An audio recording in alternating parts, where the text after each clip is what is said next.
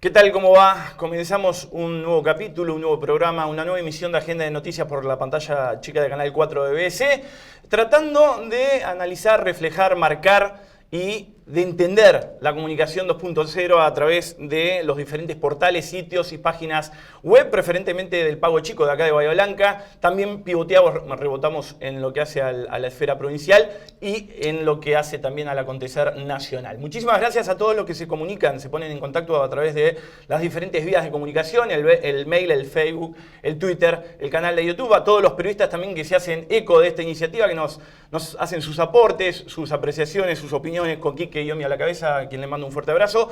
Y bueno, comenzamos, nos ponemos a tratar de analizar lo que está pasando con este faltante de médicos de cabecera en el PAMI. Para hablar de esto está con nosotros Rosa Pam, quien es consejera federal del PAMI, y también Raúl Carrizo, presidente de la Federación de Jubilados. Buenas noches, chicos, ¿cómo les va? Buenas noches. Bien. Gracias por haber venido. Gracias por la invitación. Faltante de médicos de cabecera para con los afiliados del PAMI. ¿Desde cuándo se viene dando esta problemática? ¿6, 7 meses? Corríjanme. Esta problemática empezó a surgir cuando se rescindió el contrato del primer nivel ambulatorio, se llamaría a los médicos de cabecera, que es aproximadamente a partir de diciembre. Se cambia el nuevo convenio. Se modifica la política de contratación, o sea, el sistema de pagos. Se modifica el sistema de pago, exactamente. Y algunos profesionales decidieron abandonar la prestación. Exactamente, o sea, el pago siempre era por cápita. El PAMI le pagaba una parte por la atención al afiliado, otra parte para pasar información, otro monto por si usaba recetas electrónicas, y se hacía un monto más o menos aproximadamente entre 21 o 23 pesos por cada uno, y generalmente algunos tenían 1000, otros tenían 700, que esa era la discusión. Siempre decíamos que el médico de cabecera que recién se iniciaba, quería comenzar con una cápita de 300 para tener un aval para poder pagarse sus gastos hasta que el cupo se fuera aumentando. Sí. Raúl, son aproximadamente, ¿cuántos son los jubilados? ¿5.000? Algunos dicen 9.000. ¿Ustedes tienen, los que se ven afectados, digamos, por esta realidad? Por lo que escuché yo, son 6.100. ¿6.100? Sí. Y las oficinas de PAMI están colapsadas. Las oficinas de PAMI están colapsadas porque el médico de cabecera es la puerta de entrada a todo el sistema del PAMI, no solamente a las prestaciones médicas puntuales, específicas, sino para hacer, por ejemplo, ir a pileta, el médico de cabecera tiene que llenar una planilla a ver cómo están las condiciones de salud del afiliado para poder hacer ese ejercicio que es la pileta. O sea, de esa cosa sencilla. O sea, ¿Puede ser que en febrero hubo trabas en la entrega de remedios para pacientes oncológicos, hemofílicos, trasplantados? Sí, hubo trabas porque hay una empresa que es Camoite, que maneja todo lo que es citostáticos oncológicos, y bueno, se cambió el sistema de facturación y un retraso en el pago, entonces eso retrasó más o menos 15 o 20 días la entrega de ese tipo de medicación, que es muy importante y muy crítica para el paciente que la tiene que tomar o administrar. ¿Y por qué ustedes creen que esta situación no se replica en el resto del país? ¿Se disminuyeron las prestaciones? ¿Cayó la autonomía del PAMI a nivel regional? ¿A qué variable responde esta realidad? Que sea solamente en Bahía Blanca, decís vos. Sí, ¿por qué? Yo no creo en eso. ¿No? Yo no creo en eso porque hemos tomado contacto con otras federaciones de distintos lugares del país y el problema se repite. Y se agrava por otras situaciones que también se producen acá en Bahía Blanca, como es los turnos, las internaciones, las prótesis y todas esas cosas.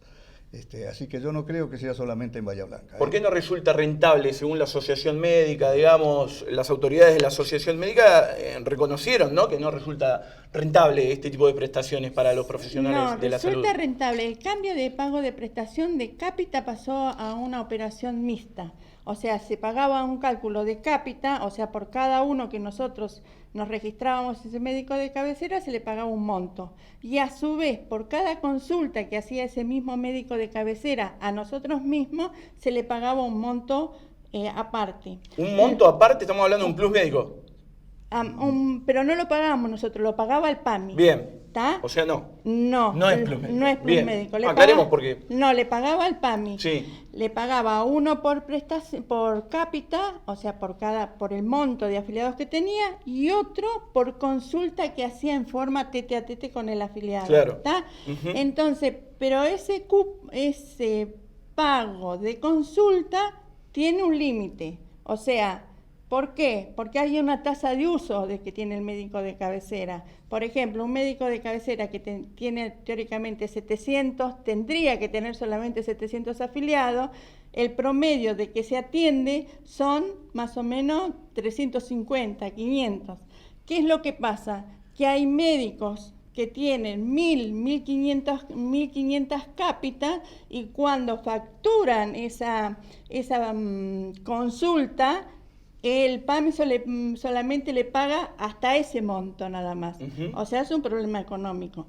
Y a su vez, la otra problemática es que la cápita se paga directamente a la asociación médica. Las consultas se pagan también directamente a la asociación médica. Pero ¿qué pasa con esa consulta? El médico de cabecera las tiene que facturar.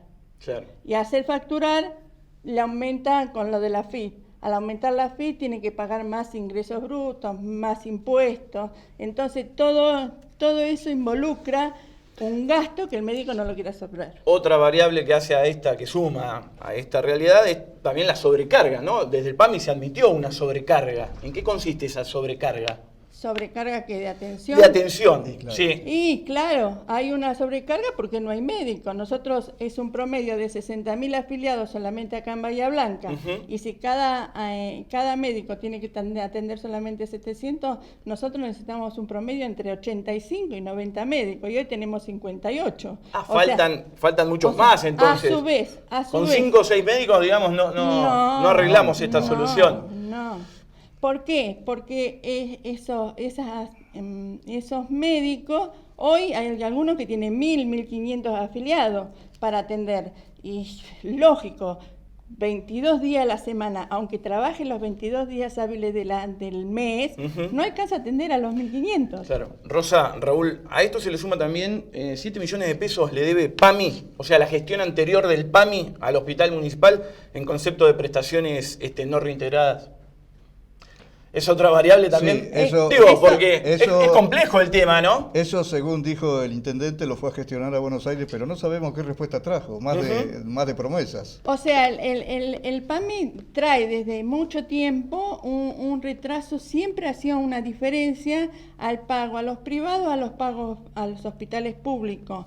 Por ejemplo, no solamente se le debía al hospital público de acá, municipal de Bahía Blanca, sino en la zona donde no hay ambulancias privadas, como aquí, por ejemplo en Bahía Blanca, ¿quién manejaba los traslados? Los manejaban las ambulancias de los hospitales públicos, y eso tampoco se pagaba, o sea, pero no de la gestión anterior, no se pagaba, tiene un atraso creo que de un año. Un año. ¿Y la articulación entre el PAMI y los hospitales? Italiano, español, privado del sur. Sí. Los afiliados, digamos. Los afiliados. ¿Cómo la viven? ¿Cómo la reciben? ¿No está aceitada? Cuesta. Si el afiliado aprendiera, sino se asesorara antes de que un hospital o algún médico especialista le cobrara el plus, y así fuera el PAMI te dice, no hay que pagar. Pero lo que nosotros siempre le decimos al PAMI, hay que estar en el momento y en la crisis que está sufriendo la familia y el paciente en ese momento, que pone en el bolsillo y la paga. El que tiene que auditar y controlar eso es el PAMI. Digo porque estos hospitales, el español, el italiano, Felipe Glassman, dependen en mayor medida, en gran medida, de los afiliados del PAMI, ¿no? Por supuesto. Sí. Ahí se aprovecha con el plus encubierto, que le llamamos así porque es cuando el médico atiende al paciente y le dice, bueno, pero yo no te puedo dar un turno ya, sino que vas a tener que esperar mucho tiempo, a menos que quieras hacerlo particularmente. Eso le llamamos plus encubierto, claro. Porque él cobra la cápita o la prestación de PAMI y encima le cobra al afiliado. Chicos, ¿y qué impresiones se llevaron luego de la reunión, por ejemplo, a principios de semana en el Consejo Deliberante? ¿Han tenido diálogo con otros actores intervinientes en este tema? Es interesante porque, bueno, que vemos que parte de la sociedad y de los estamentos estatales se está interesando o preocupando pero no tiene grandes instancias de poder solucionar el problema, porque el PAMI en general está todo centralizado. Los convenios que se firman a todos a nivel nacional. O sea, y muchas veces esos convenios no ven la realidad regional de cada lugar de la República Argentina, porque somos todos, o sea... ¿Se necesita más autonomía?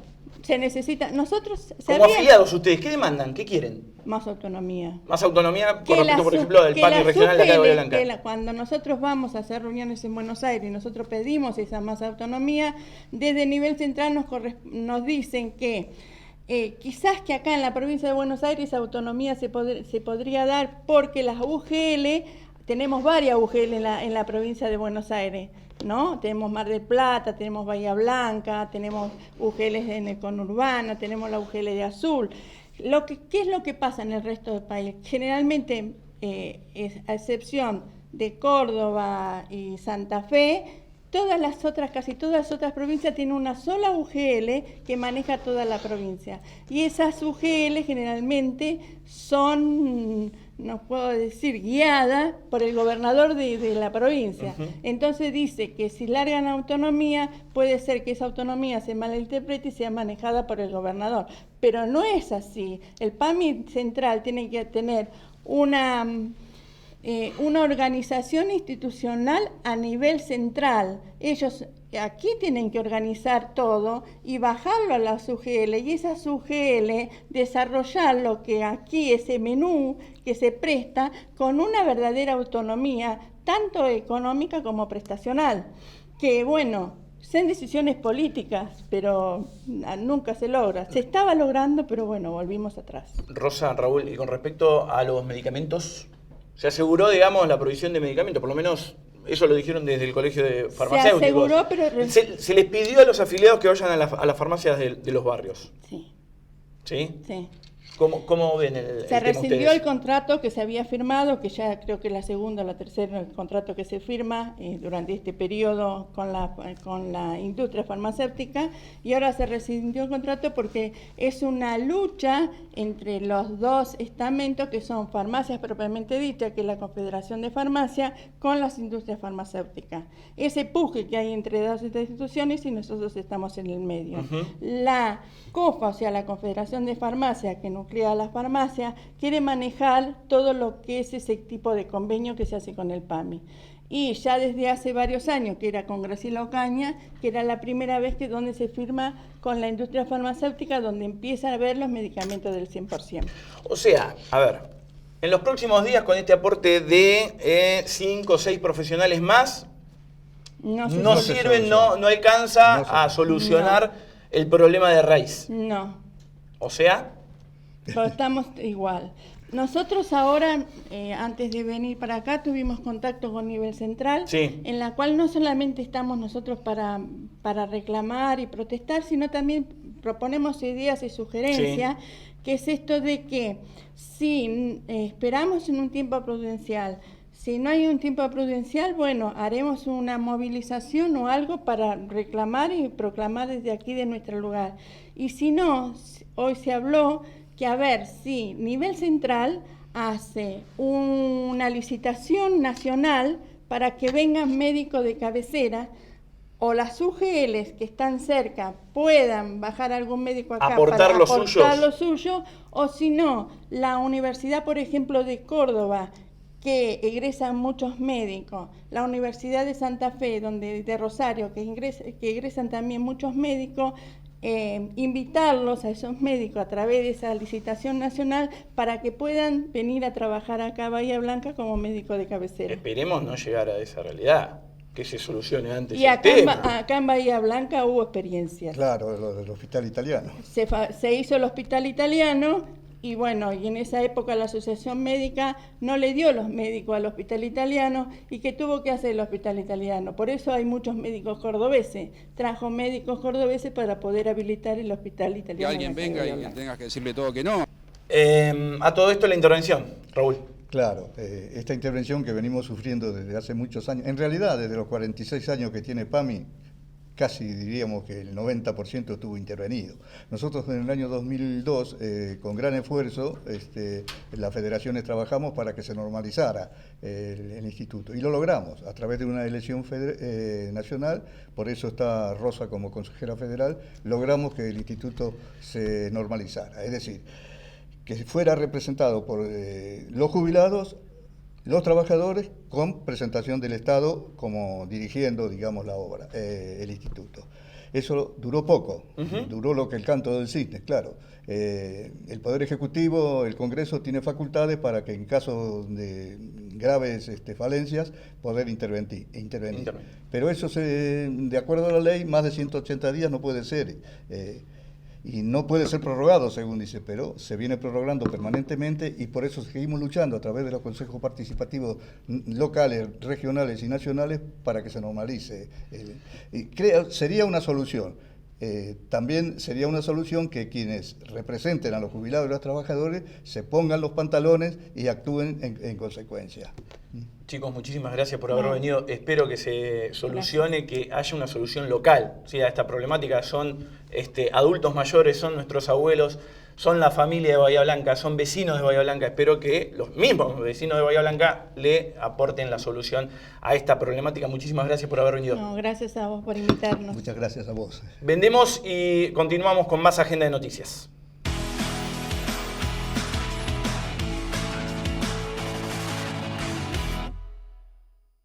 El monóxido de carbono mata en silencio, mata en silencio, mata en silencio. Hacer revisar por un profesional los artefactos de calefacción. La llama siempre debe estar azul. Mantener los ambientes ventilados. No uses hornallas ni hornos para calefaccionar. Encendé y apagá braseros y estufas a leña al aire libre. Retíralos antes de acostarte a dormir. Municipio de Bahía Blanca. Somos parte de tu identidad. Estamos presentes en tu cotidiano. Consorcio de Gestión del Puerto de Bahía Blanca. Una ciudad puerto para todos.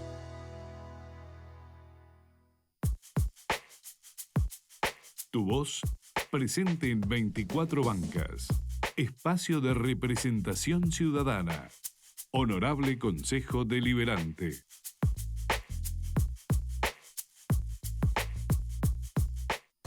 Si tenés cable más internet, tenés más velocidad. Porque tus 6 megas ahora son 10 megas. Tus 12 megas ahora son 18 megas. Y tus 30 megas ahora son 50 megas. BBC, el cable de Bahía Blanca.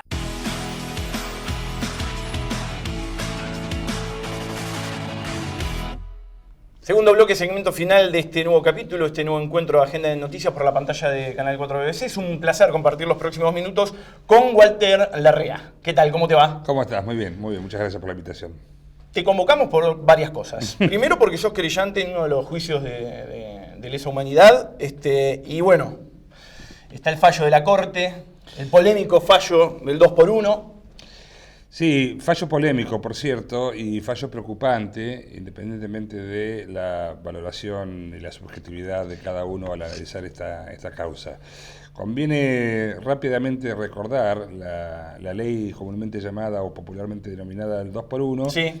Entró en vigencia en el 94, fue derogada en el 2001, sí. Y el sentido de aquella ley fue abordar el tema de la terrible cantidad de prisiones preventivas que había, que llenaba los establecimientos penitenciarios de presos sin condena. Sobre población en las cárceles, ¿no? Totalmente. Por supuesto que es un principio interesante el tema de la ley penal más benigna. Ahora, el fallo que dictó la Corte con fecha 3 de mayo refiere a crímenes de lesa humanidad cometidos en el año 76 condenados en el 2011, vale decir, al momento de la comisión del delito penal, no estaba la ley del no había ley. Y al momento del dictado del fallo condenatorio de 16 años de prisión, la ley estaba absolutamente derogada. Vale decir que más allá del tecnicismo y de la remisión de la Corte al fallo Arce, que tiene que ver con otra cuestión totalmente distinta, hay una extemporaneidad en el dictado del fallo o en la aplicación del instituto de la ley penal más benigna y meter por la ventana este asunto del 2x1, digamos que hay que recordar, la ley del 2x1 significa que después del segundo año de prisión preventiva los días se computan dobles, con lo cual el fallo de 16 años, digamos, se redujo notablemente a 6 años. 6 años. Claro. Y la otra característica muy preocupante, ya no solamente para los juristas o para los operadores del derecho, sino para la sociedad argentina en su conjunto, que los delitos de lesa humanidad participan de una serie de características y de caracteres, valga la redundancia, que son muy específicos y propios. Son delitos de carácter imprescriptible, a diferencia del delito común, pueden ser perseguidos en cualquier lugar del mundo por esta naturaleza de ser delitos contra la humanidad. Por lo tanto, digamos, el proceso penal tiene las etapas de investigación, debate, condena y ejecución de la pena. Merced a esta ley y a las posibilidades que se abren para tantísimos represores condenados en Argentina, lo que nosotros estamos asistiendo es a la eventual modificación de esa pena y por lo tanto la modificación de el esquema, digamos, del derecho penal de investigación, debate y sanción. Claro, se deja sentado antecedente, ¿no? Estamos hablando del caso Muñoz. Casación Penal había rechazado el pedido del condenado, digamos, que se le aplicara este instituto. Entonces es que van con un recurso extraordinario a la Corte, y la Corte, con el voto de 3 de sus ministros... 3 positivos y 2 negativos. ¿Qué lectura haces del fallo? Yo creo que jurídicamente, yo voy a aclarar a la audiencia, yo no soy un especialista en derecho constitucional, soy lo que se llama un abogado de calle, de infantería, pero digamos, técnicamente lo que yo entiendo es esto que hablábamos recién, digamos, de los distintos momentos históricos de aplicación y de vigencia de la ley, la comisión del delito y la fecha donde este delito es sancionado penalmente. No coinciden, no se trata de... Hay que hacer foco ahí, el análisis tiene que... Pero porque además, supongamos que durante el transcurso de la ejecución de la pena se dicta esta ley, hoy derogada, digamos, de computar 2 días por 1. Bueno, el condenado tiene derecho y hasta el instituto, digamos, de la única excepción que hay a la retroactividad de la ley penal es la benignidad para el reo. Uno puede decir, bueno, no me gusta, pero puede tener fundamento en que el legislador al sancionar el artículo 2 del Código Penal no hizo distinción entre delitos comunes y de lesa humanidad. El problema es que, puesto ahora, después del 2011, cuando tienen condena, no hay una ley que diga que deben computarse 2 por 1. Se tiene que echar mano a una ley derogada en el 2001. Por lo tanto, me parece que sí es acertado el voto de Maqueda y del presidente Lorenzetti, que rechazan esta opinión de mayoría y dicen que no tiene nada que ver. Y además, el fallo, que según dicen está supervisado por Lorenzetti, dice lo siguiente: la ley penal más benigna, que se dicta con posterioridad a la comisión de derecho o al dictado de la pena, requiere, digamos, o implica una nueva valoración de la acción típica penal que se condenó. Por poner un ejemplo tonto para que todo el mundo pueda entenderlo. Si yo robo una gallina y el robo de gallina tiene una pena de 1 año y 6 meses de prisión y a mí me condenan con esa ley, y mientras estoy transcurriendo la condena, hay una nueva valoración jurídica, política y social del hecho de robar una gallina, y en vez de decir, la verdad que el afano de una gallina en 1 año y medio es mucho, lo vamos a penar con 6 meses. Tiene sentido que a mí, que estoy purgando una condena de 1 año y 6 meses, me digan, bueno, a vamos a aplicarle la ley más benigna. Es lo que se llama la nueva valoración de la acción típica. La verdad que en materia de delitos de lesa humanidad no existe una nueva valoración morigeradora de los alcances y la naturaleza de esas conductas ilícitas.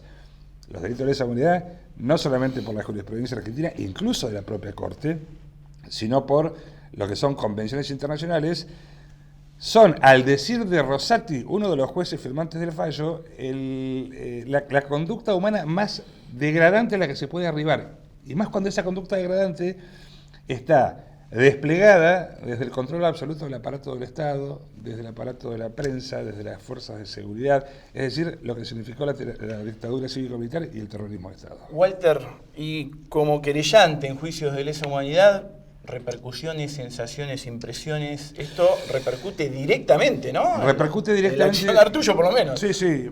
Yo creo que esto tiene que ver con un clima de época que se ha ido o se ha ido pretendiendo instalar en la República Argentina.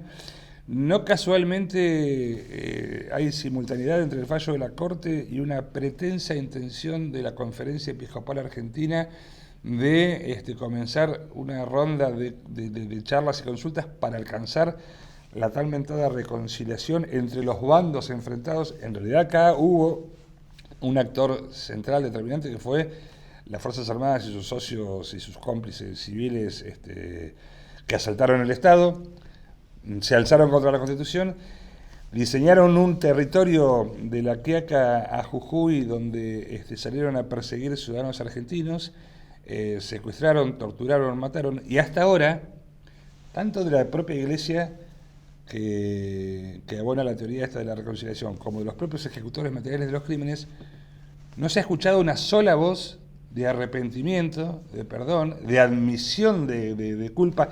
En términos de la Iglesia, de admisión del pecado. La reconciliación y el perdón vienen después de asumir que uno es un pecador. Yo no soy practicante de la Iglesia, digamos, pero tuve mis años de colegio religioso como pupilo. Sí. Y tiene que ver con esto. Entonces digo, ¿es posible una reconciliación donde incluso hay capellanes militares que podrían dar cuenta de cuál ha sido el destino de tantos y tantos desaparecidos? ¿Y dónde están los más de 300 niños y niñas nacidas en cautiverio que aún faltan encontrar pese al denodado y hermoso esfuerzo hecho por abuelas y por madres? Entonces, ¿de qué reconciliación hablamos? Yo he tenido oportunidad en el segundo juicio que se desarrolló en Bahía Blanca, en el alegato final, preguntarle a los suboficiales que habían sido los guardias de la escuelita, diciendo, mire, se termina esto. Ustedes seguramente van a ser condenados. Digan quiénes se llevaron los dos chicos nacidos en cautiverio. El hijo de Alicia Romero de Metz y el hijo de Isurieta, no me acuerdo el nombre, de Zulma Isurieta. Sí. Y no lo dijeron. ¿Qué reconciliación puede haber cuando ni siquiera hay un mínimo aporte al conocimiento y esclarecimiento de la verdad y de tranquilidad o de reparación para semejante cantidad de víctimas? ¿Qué últimas novedades hay en este sentido? Hoy tuvimos casualmente por la mañana un fallo, digamos, condenatorio de un ex oficial de la policía de la provincia de Buenos Aires, que fue un desprendimiento de una de las megacausas. Se dictó una condena de reclusión perpetua por el crimen, torturas, crimen y desaparición de un ciudadano de Comodoro Rivadavia llamado Julio Musi. A todo esto hay que sumarle, lástima que nos quedamos sin tiempo porque realmente había un par de temas para hablar con vos en esta emisión. Te convoco para próximas. ¿Cómo nos no? quedamos sin tiempo, esa seña es mortal, esto es claro, televisión. Sí. Te convoco para otra oportunidad, Walter. Un placer siempre asistir a tu programa. Un placer tenerte, como siempre. Gracias. Y de esta manera llegamos al cierre. Al final esto es media hora. Lamentablemente tenemos media hora. Por ahora, de Agenda de Noticias todos los viernes a partir de las 23 horas y las remisiones. Muchísimas gracias a vos que estás del otro lado. Nos vemos. No se olviden las remisiones durante la semana.